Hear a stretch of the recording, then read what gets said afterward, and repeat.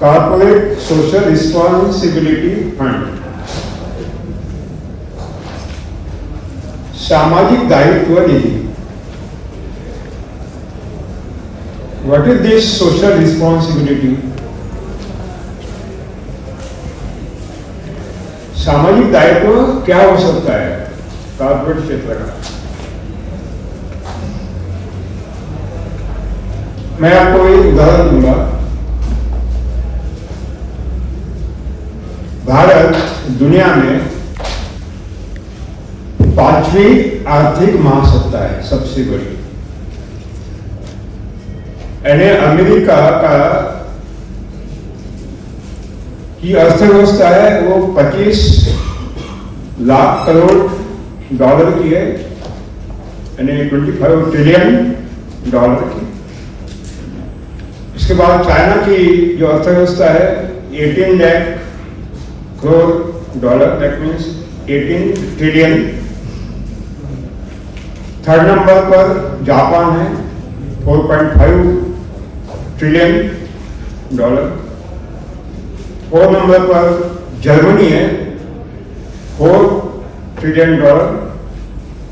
पांचवा number India है 3.5 trillion dollar. Now it is expected by Government of India, उन्होंने एक इच्छित उद्देश्य रखा है कि निकट भविष्य में भारत तीसरी महासत्ता बनेगा, आर्थिक महासत्ता। यानी वही बोल के जापान एंड जर्मनी। इसका मतलब है भारत दुनिया का सबसे बड़ा 5वीं आर्थिक महासत्ता है। एक और दूसरी ओर हमारे देश के 80 करोड़ लोगों को, 800 मिलियन पीपल को, जो गरीब है, 2 समय की रोटी वो नहीं कमा सकते, उनको मुफ्त में अनाज खिला रहे हैं।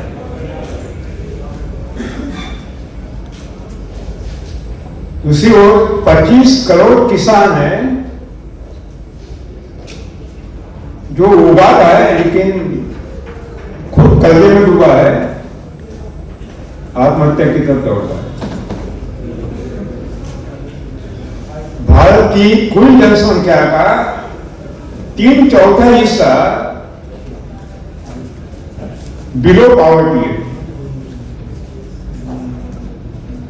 अरे एक और भारत दुनिया की 5वीं अर्थव्यवस्था है बड़ी, दूसरी ओर 3/4 हिस्सा गरीबी के नीचे है। यानी इस देश में 2 हिस्से हैं, एक अमीर इंडिया, गरीब भारत। ये जो दरार है हर साल बढ़ रही है। It is not possible to neutralize this gap, but we can minimize. ये दरार को हम सदा के लिए मिटा नहीं सकते कि जो अर्थव्यवस्था में स्वीकार किए पाश्चात्य, वो इस तरह का गठन हुआ है कि आप दरार बढ़ा सकते हैं, मिटा नहीं सकते। ये दरार को मिटाने का प्रयास कौन करेगा? 2 क्षेत्र है, एक है सरकार सत्ता, दूसरा कॉर्पोरेट क्षेत्र। They can do it. इसीलिए जो सामाजिक दायित्व शब्द का उपयोग है बहुत ही परफेक्ट है। मैं कुछ पॉइंट आउट करूंगा। देखिए, आपके पास अगाध संपदा है, हजारों करोड़ रुपए आपके बैंक अकाउंट में पड़े हैं। दुनिया के सबसे अमीर आप हो, आप यात्रा में निकले हो रेगिस्तान में, आपके सूटकेस में हजारों करोड़ रुपए है, लेकिन यात्रा के दरमियान भटक गए हो, पीने का पानी समाप्त हो गया है, कहीं पानी की व्यवस्था नहीं है, भूख लगी है, खाना कहीं भी नहीं है। ऐसी स्थिति है कि भूखे पेट मरने की समय आ गया है कि हजारों करोड़ रुपए आपको जिंदा नहीं रख पाएंगे। इसका मतलब है पैसा सब कुछ नहीं है, संपत्ति सब कुछ नहीं है, अन्न वस्त्र निवारा, इसमें जो अन्न है वो सबसे महत्वपूर्ण है। ये अन्न कारखाने में पैदा नहीं होता। कोई भी मानव खाद्य कारखाने में पैदा नहीं कर सकता, क्योंकि ईश्वर ने मानव को सर्जन क्रिया नहीं दी है, निर्मित क्षमता नहीं दी है। Women cannot create anything because God has given the creation power to women. तो खाद्य का विकल्प एक ही है, वो खुशी है। आप खाना खा रहे हो, हमारा मीडिया प्रसार माध्यम क्या बोलते हैं कि बहुत बड़ा कुपोषण आदिवासियों में हो रहा है। संसद में बड़ी बहस चलती है, लेकिन मैं आपको बताना चाहता हूं कि पूरे भारत में, दिल्ली में, मुंबई में, कोलकाता में, चेन्नई में, बड़े बड़े महानगरों में जिनके तनखे महीने 2-3 लाख रुपए है, वो भी कुपोषित है। केवल आदिवासी कुपोषित नहीं है, जिनके पास अगाध पैसा है वो भी कुपोषित है। कुपोषण माने खाद्य नहीं है, कुपोषण माने पोषण मूल्य, nutrition values, medicine values which are existed in the, वो पोषण है। अब वो आपको मिल नहीं रहा है, आपको मिल नहीं रहा है कि जो खाना आप खाते हो जहरीला खाते हो, चाहे रासायनिक कृषि से पैदा हो या जैविक कृषि से पैदा हो। Organic farming is more dangerous than atom bomb, खुलेआम बोल रहा हूं। तथा कथित जैविक खेती अणुबॉम्ब से भी खतरनाक है, विनाशकारी है। एटम बॉम्ब ने तो 2 हिरोशिमा नागासाकी को खत्म कर दिया। ये ऑर्गेनिक फार्मिंग पूरी दुनिया को खत्म करने जा रही है। Highly poisonous, responsible for global warming and climate change, emitting huge quantity of the greenhouse gases. यह ऑर्गेनिक फार्मिंग विदेशी के दोनों जहरीली है, दोनों जहरीली है। एक ग्लास आप जब खाते हो, आपके ग्लास के साथ हमारे पेट में जहर खाते हो, और ये जहर ईश्वर ने हमें जो अभिजात प्रतिरोध शक्ति दी है, इनेट इम्यूनिटी दी है, उसको कमजोर बनाता है। और इनेट इम्यूनिटी को कमजोर बनने से हमें corona, cancer, diabetes, heart attack, ये सारे रोग। गोली के बिना तो कोई अभी जी नहीं सकता, भोजन के साथ गोली लेनी ही पड़ती है। सही बात है, गलत है? क्यों? हाथी को गोली क्यों नहीं चाहिए? पंछी को गोली क्यों नहीं चाहिए?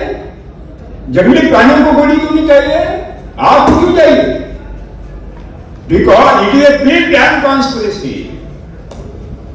ये एक पूर्ण षड्यंत्र है कि आप जहरीला खाना तो खाए, बीमारी से ग्रस्त हो, लेकिन मरे नहीं। मृत्यु तक क्या खाए? साथ में गोली।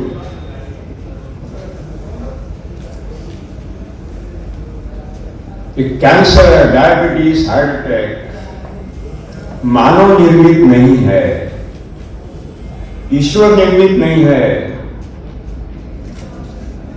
क्योंकि उसका अस्तित्व ही नहीं है। बोलते कैंसर हो गया, कैंसर का है मुझे दिखाओ, ये मधुमेह दिखाओ मुझे, मधुमेह। कोई कैंसर नहीं, कोई मधुमेह नहीं, कोई हार्ट अटैक नहीं, कोई उच्च रक्तचाप नहीं है, हाई ब्लड प्रेशर, कोई बीमारी। फिर ये क्या है? ये विकृति है, शरीर में पैदा हुई विकृति है, ये रोग नहीं है। क्या है ये विकृति? जहरीला खाने से होती है, प्रदूषित पानी से होती है, प्रदूषित हवा से होती है, और मेंटल टेंशन, क्या मानसिक तनाव से होती है। 90% डिसीजेस आर साइकोसोमेटिक डिसीजेस। 90% बीमारियां मनोकायिक होती है। ये 90% कारण क्या होता है? अपना मन होता है, और 10% शरीर होता है। इसका अर्थ है, अगर आपको जल मुक्त खाना नहीं मिलेगा, आपको कैंसर से मरना ही है, मधुमेह से मरना ही है, ये ख्याल में रहे, हार्ट अटैक से मरना ही है। कारपोरेट क्षेत्र में काम करने वाले लाखों कर्मचारी, अधिकारी, उनको भी खाना चाहिए। क्या वो कैंसर से मरे, मधुमेह से मरे, उच्च रक्तचाप से मरे? नहीं। ये कारपोरेट का दायित्व बनता है, सामाजिक दायित्व, कि उनको भी जल मुक्त खाना मिलना चाहिए। पीपल बाबा किसका दायित्व है? सोशल रिस्पॉन्सिबिलिटी फंड में से वो दायित्व है। आपके कर्मचारियों को, अधिकारियों को, जितना भी स्टाफ है आपका काम करने वाला कारपोरेट क्षेत्र में, उनको जल मुक्त खाना मिलना ही चाहिए। And that is the real social responsibility. I think that ये संदेश कारपोरेट क्षेत्र को जाना चाहिए कि आपके जो कर्मचारी है लाखों, उनको किस तरह जल मुक्त खाद्य मिलेगा।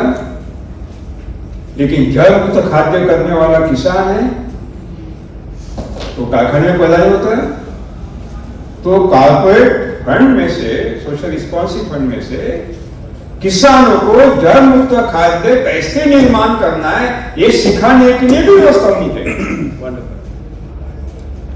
जैसे मैंने एक उदाहरण दूंगा, राहुल बजाज जी है, वो चले गए, उनके छोटे भाई शिशिर बजाज जी है। शिशिर जी का बेटा है अपूर्व बजाज। उसने पिताजी को कहा, मेरा शिविर सुना था उन्होंने, कि मैं उद्योगों में काम नहीं करूंगा, वो आपका उद्योग देखते रहे, मैं किसानों में जाकर काम करूंगा। तो उन्होंने महाराष्ट्र में और राजस्थान में कारपोरेट सोशल रिस्पॉन्सिबिलिटी जो CSR फंड है, उनमें से बहुत बड़ा काम वहां खड़ा कर दिया है।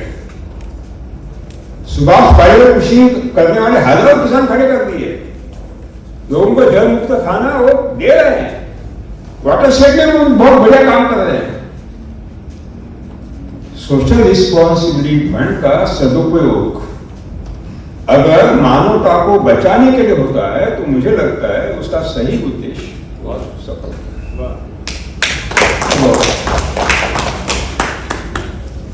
दूसरी बात,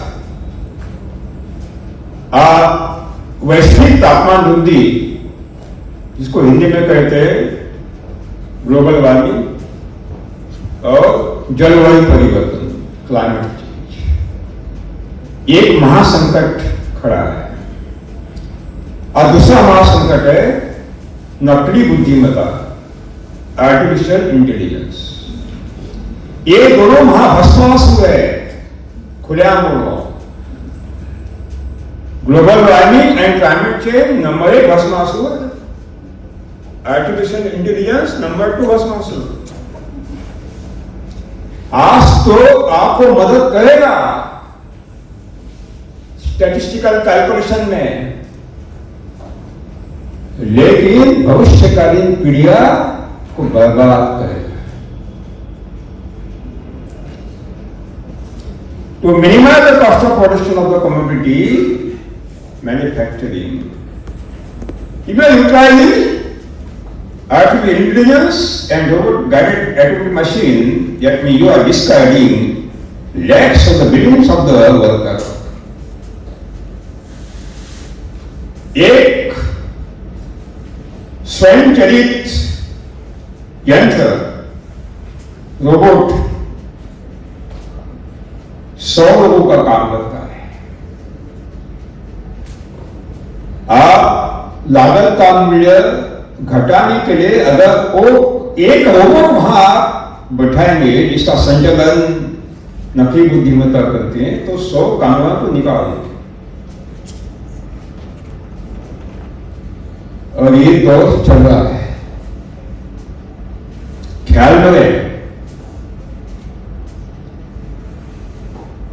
अगर खेती का हर काम ये रोबोट करेगा, यंत्र मानव करेगा, किसान कुछ नहीं करेगा, वो सब कुछ करेगा। जोताई वो करेगा, बीज वो करेगा, छिड़काव करेगा, पानी का सब कुछ वो करेगा। किसान क्या करेगा? नारे लगाएगा चुनाव में। दवा खाने में सभी काम रोबोट करेगा, नर्सिंग का काम, तपास सब वो करेगा, कारखाने में सभी काम रोबोट करेगा। शिक्षण ये संस्था है, पढ़ाने का काम वो करेगा, सब कुछ वही करेगा। रिसर्च एंड डेवलपमेंट भी वही काम करेगा। तो किसान ये मानव क्या करेगा? मानव क्या करेगा? मानव को अगर एक रोबोट स्वयंचलित यंत्र 100 कामगारों का नौकरी को हटा देता है, 100 कामगारों की जिंदगी बर्बाद करता है। अगर मानवीय क्षेत्र के हर हिस्से में एक काम केवल आर्टिफिशियल इंटेलिजेंस मानवी नकली बुद्धिमत्ता करेगी, करोड़ों युवा बेकार हो गए। डिग्री है, डिग्री हाथ में, नौकरी नहीं है। 50 चपरासी, क्या बोलते हैं आप चपरासी को? हिंदी में चपरासी बोलते हैं ना? चपरासी। 50 पोस्ट थी चपरासी के, 35,000 अर्जी आई। उसमें कौन है? पीएचडी, एमकॉम, एमएससी, डिग्री है, नौकरी नहीं है। और नौकरी नहीं, छोकरी नहीं है, शादी नहीं होती, क्या करेगा? और गांव का युवा किसान भाग रहा है गांव को छोड़कर शहरों में। होता है शहरों में बर्तन मांजूंगा कहा कर ये होटल में, लेकिन खेती नहीं करूंगा। क्यों? मरना पड़ता है, आत्महत्या करना ही पड़ता है, घाटे में खेती है। खेती नहीं कर सकता, बड़े शहर में जाकर बर्तन मांजेगा, 18 घंटे काम करेगा, 8-10 हजार रुपये मिलेंगे, नौकरी नहीं मिलेगी, शादी नहीं होगी, खेती नहीं करेगा। खेती कौन करेगा? और खेती नहीं होगी, सभी कैरेक्टर्स लगा देंगे, है नहीं क्या? पेट में भूख, मन में अंगार, नौकरी नहीं है, भविष्य नहीं है। जो बांग्लादेश में हुआ पूरी दुनिया में होगा। दुनिया की महासत्ता नंबर 1 पंतप्रधान, महिला सशक्त, दक्षिण पूर्व एशिया की माना जाता था, चोरी चुप के भागना पड़ा। उच्चतम न्यायालय के न्यायाधीशों को इस्तीफा देना पड़ा, ना बड़ा जन आंदोलन खड़ा हुआ। क्यों? भूख में पेट, पेट में भूख और मन में अंगार, क्रोध। इसका अर्थ है कि युवा शक्ति को अगर नवनिर्माण में लगाते हैं तो हिंदुस्तान आबादी आबाद होगा। लेकिन उनके हाथ में बंदूकें आएगी, पत्थर आएंगे, हिंदुस्तान बर्बाद होगा। उनको नौकरी देने का काम कारपोरेट करेगा, क्योंकि केवल कारपोरेट में और कृषि में उसकी क्षमता है। गांव का छोटा भाग है, उसको रोककर गांव में वापस लाने का काम हम कर रहे हैं। मैंने पुणे, मुंबई, अहमदाबाद और बेंगलोर के झुग्गी झोपड़े का अभ्यास किया। मालूम पड़ा कि बिहार से, झारखंड से, उड़ीसा से, छत्तीसगढ़ से ये वह भाग कर आ रहे हैं। एक रूम में 10-10, 12-12 लोग रहे हैं। 100 लोगों का एक संडास है। 8,000, 10,000 लोग मिल रहे हैं। 18 घंटे काम कर रहे हैं। पिताजी को छोड़ दिया, भूमि को छोड़ दिया, सब कुछ छोड़ दिया है। खुद को नहीं जी सकता, परिवार को नहीं जी सकता, क्या करेगा? लेकिन हम उसको आश्वस्त करते हैं, गांव छोड़ने की आवश्यकता नहीं है, आओ वापिस। सुभाष पालेकर कृषि के अंतर्गत 1 एकड़ का पालेकर फूड फॉरेस्ट मॉडल खड़ा करोगे तो पहले साल 1.5 लाख रुपए नेट प्रॉफिट, पहले साल। 2 साल के बाद 3 लाख रुपए, 6 साल के बाद 6 लाख नेट प्रॉफिट। 50,000 रुपए महीना घर बैठे मिलेगा। माता पिता की सेवा करते हुए, भू माता की सेवा करते हुए, गौ माता की सेवा करते हुए। ये सपना नहीं है, मॉडल खड़े हैं, आप जाइए, आइए, हम दिखाते हैं। इसीलिए माननीय प्रधानमंत्री मोदी जी ने खुलेआम कहा है कि देश में सुभाष पालेकर की नैसर्गिक कृषि को ही हम मालूम पड़ेगा। यानी कृषि में हम युवाओं को रचनात्मक काम में लगा रहे हैं। जो हिंसा करने जा रहे हैं उसको लौटा रहे हैं। अब कारपोरेट का दायित्व बनता है कि उनको नौकरी पैदा करें। बड़े बड़े ऑटोमेटिक मशीन के पीछे मत लगे। छोटे छोटे उद्योग ग्रामीण स्तर पर खड़ा करे, तहसील स्तर पर खड़ा करे, छोटे छोटे शहरों में लगाइए तो सेंट्रलाइजेशन नहीं होगा, डिसेंट्रलाइजेशन होगा। तो मुझे लगता है कल का बांग्लादेश भारत नहीं होना है तो इसकी अभिशेष शुरुआत होनी चाहिए। इसके लिए मैं दुष्यंत कुमार जी और उनकी टीम को बहुत धन्यवाद दूंगा कि उन्होंने एक बहुत बड़ी पहल यहाँ की है और एक ऐसे सवाल को आगे खड़ा कर दिया है जिसकी पूरी दुनिया को आवश्यकता है। दूसरी बात, कितना मिनट? 5 मिनट। धन्यवाद। अपने पास कोई भी है, लोकसभा में वो भी नहीं करती। साथियों, हम क्या कर सकते हैं? What is the role of common man to minimize the hazardous impact of the global warming and climate change? जलवायु परिवर्तन, वैश्विक तापमान वृद्धि, जलवायु परिवर्तन के विनाशक परिणाम रोकने के लिए एक सामान्य भारतीय नागरिक क्या कर सकता है? केवल 5 मिनट में बताऊंगा, समाप्त करूंगा। ग्लोबल वार्मिंग बढ़ाने का काम जिन वायु के द्वारा हो रहा है उनको कहते हैं हरित वायु, green house gases. Carbon dioxide, nitrous oxide, methane, chlorofluorocarbon and all other negligible gases are responsible for emitting greenhouse gases. उनमें से 3 महत्वपूर्ण हैं। कार्बन डाइऑक्साइड, ये कार्बन द्विप्लानित वायु, नाइट्रस ऑक्साइड और मीथेन। इन 3 का सबसे ज्यादा उत्सर्जन 3 क्षेत्र कर रहे हैं।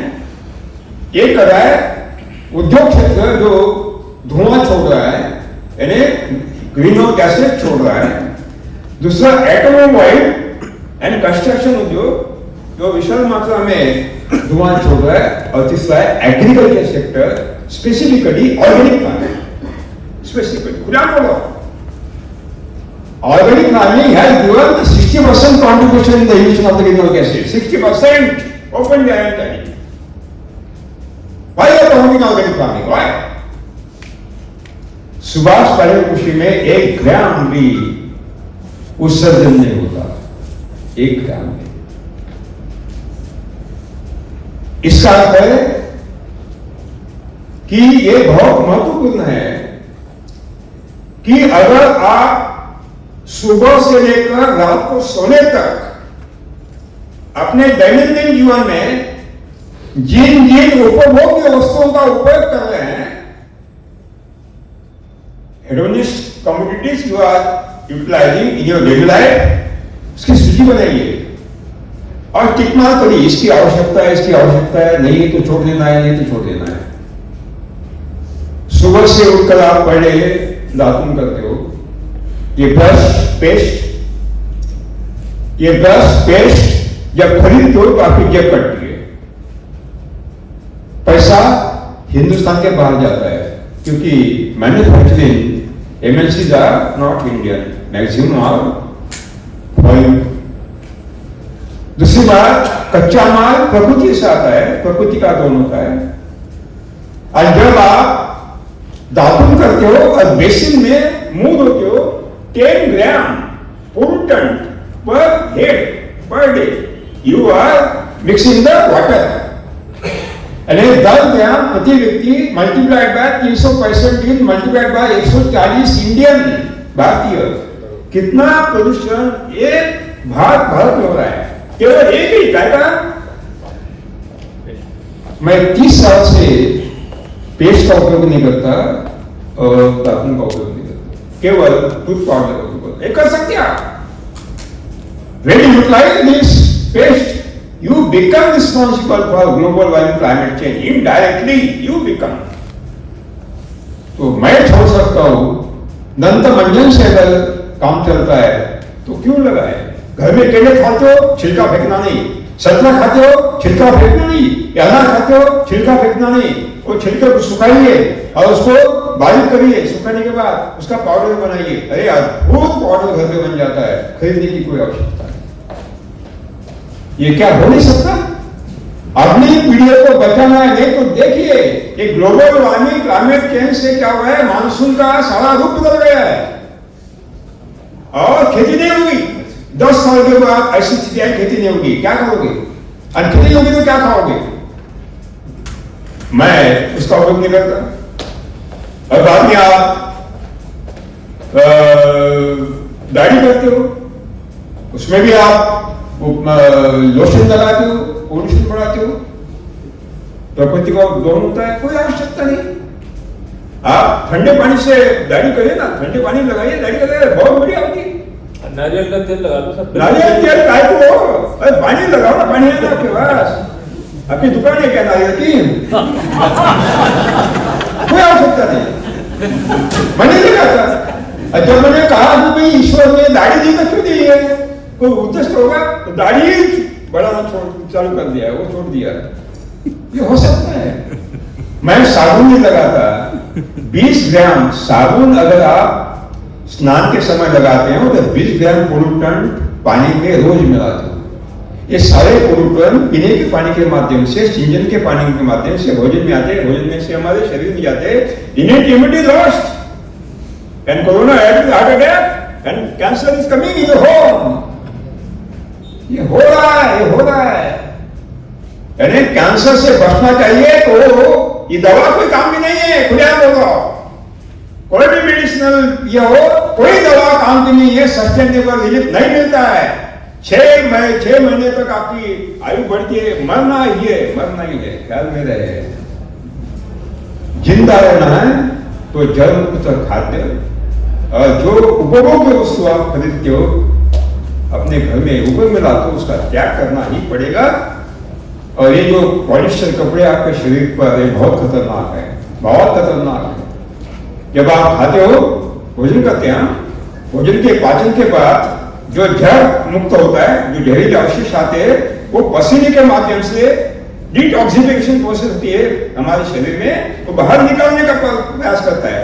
ये जो पसीना है, सोखने का काम ये खादी करती है, खादी। ये पॉल्यूशन नहीं करता, पॉल्यूशन अगर अंदर के अंदर सोख लेता है तो आपको मरना ही है। खादी पहनना ही पड़ेगा, खादी पहनना ही पड़ेगा। साबुन लगाने की कोई आवश्यकता नहीं। मैं साबुन नहीं लगाता, मेरे शरीर को दुर्गंध नहीं है। कौन सा पंच साबुन लगाता है? कितना सुंदर है। कॉस्मेटिक लगाते हो, क्या आवश्यकता है? कौन सा पंच कॉस्मेटिक लगाते हो? अरे दैनंदिन जीवन में एक मुंबई में, दिल्ली में बैठा आम नागरिक भी क्रांति कर सकता है, किसान अपने घर में रहकर भी क्रांति कर सकता है, कारपोरेट अपनी पॉलिसी बदल भी क्रांति कर सकता है, और सरकार को मदद देकर भी क्रांति कर सकता है। यही सोशल रिस्पॉन्सिबिलिटी है। धन्यवाद। जय हिंद, जय भारत।